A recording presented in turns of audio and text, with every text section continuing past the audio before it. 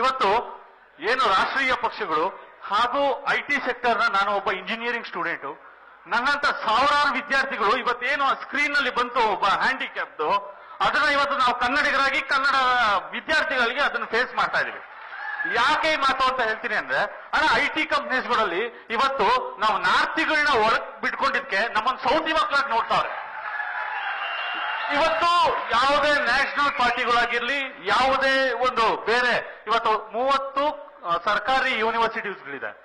ಆದ್ರೆ ಬರೀ 4 ರಿಂದ 5 ಇರೋ ಪ್ರೈವೇಟ್ ಯೂನಿವರ್ಸಿಟೀಸ್ಗಳಲ್ಲಿ 100% ಪ್ಲೇಸ್ಮೆಂಟ್ ಆಗ್ತಿದೆ. ಸರ್ಕಾರಿ ಯೂನಿವರ್ಸಿಟಿಗಳಲ್ಲಿ 4 ತಿಂಗಳು 5 ತಿಂಗಳಾದ್ರೂ ರಿಸಲ್ಟ್ಸ್ಗಳು ಕೊಡ್ತಿಲ್ಲ. ಯೂನಿವರ್ಸಿಟೀಸ್ಗಳಲ್ಲಿ ಬರೀ 750-800 ರೂಪಾಯಿ ರಿವ್ಯಾಲ್ಯೂಯೇಷನ್ ಫೀಸ್ಗಳನ್ನ ಕಲೆಕ್ಟ್ ಮಾಡಿ 25 ರಿಂದ 30 ಕೋಟಿ ಹಗರಣ ಮಾಡ್ತಾ ಇದ್ದಾರೆ. ಆದ್ರೆ ಇವತ್ತು ವಿದ್ಯಾರ್ಥಿಗಳ ಪರವಾಗಿ ಯಾವುದೇ ವಿದ್ಯಾರ್ಥಿ ಸಂಘಟನೆಗಳು ಕೈ ಜೋಡಿಸ್ತಾ ಇಲ್ಲ.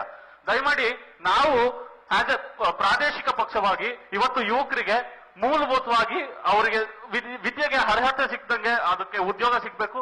ಅದಕ್ಕೋಸ್ಕರ ದಯಮಾಡಿ ನಿಮ್ಮ ಒಂದು ನಿಲುವುಗಳನ್ನ ವಿದ್ಯಾರ್ಥಿ ಸಮುದಾಯಕ್ಕೆ ನೀಡಬೇಕು. ಇದು ರೈತರ ಪಕ್ಷದ ಜೊತೆಗೆ ಕರ್ನಾಟಕದ ಮೂಲೆ ಮೂಲೆಯಲ್ಲಿರುವ ವಿದ್ಯಾರ್ಥಿಗಳ ಪಕ್ಷ ಆಗಿ ನಿರೂಪಿಸಬೇಕು ಅಂತ ನಾನು ಕೇಳ್ಕೊಳ್ತೇನೆ. ದಯಮಾಡಿ. ಇವತ್ತು ವಿದ್ಯಾರ್ಥಿಗಳೇ ಮುಂದಿನ ದೇಶದ ಭವಿಷ್ಯ ನಿರ್ಮಾಣ ಮಾಡತಕ್ಕಂಥ ಶಕ್ತಿ ಇರೋದು.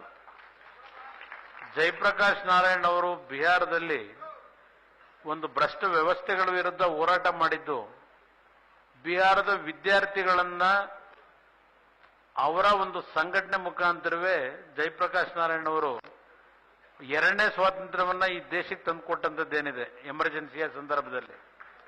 ಇವತ್ತು ಕರ್ನಾಟಕ ರಾಜ್ಯದ ಯುವಕರಿಗೆ, ವಿದ್ಯಾರ್ಥಿಗಳಿಗೆ, ಇವತ್ತು ಇಂಜಿನಿಯರಿಂಗ್ ಸ್ಟೂಡೆಂಟ್ಸ್ ಇರಲಿ, ಬೇರೆ ಬೇರೆ ಪದವಿಗಳನ್ನು ಪಡೆದಿರ್ತಕ್ಕಂಥ ಪದವೀಧರರಿರಲಿ, ನನ್ನ ಪಕ್ಷದ ಪ್ರಮುಖವಾದಂಥ ಕಾರ್ಯಕ್ರಮ ಇವತ್ತು ಮುಂದಿನ ನನ್ನ ಪಕ್ಷ ಅಧಿಕಾರಕ್ಕೆ ಬಂದರೆ ಕುಮಾರಸ್ವಾಮಿಯವರ ನೇತೃತ್ವದಲ್ಲಿ ಕನಿಷ್ಠ 1 ಕೋಟಿ ಉದ್ಯೋಗವನ್ನ ನನ್ನ ಕನ್ನಡಿಗರಿಗೆ ಸೃಷ್ಟಿ ಮಾಡತಕ್ಕಂಥದ್ದು ನನ್ನ ಸವಾಲು ಅಂತಕ್ಕಂಥದ್ದನ್ನ ಹೇಳಲಿಕ್ಕೆ ಬಯಸ್ತೀನಿ.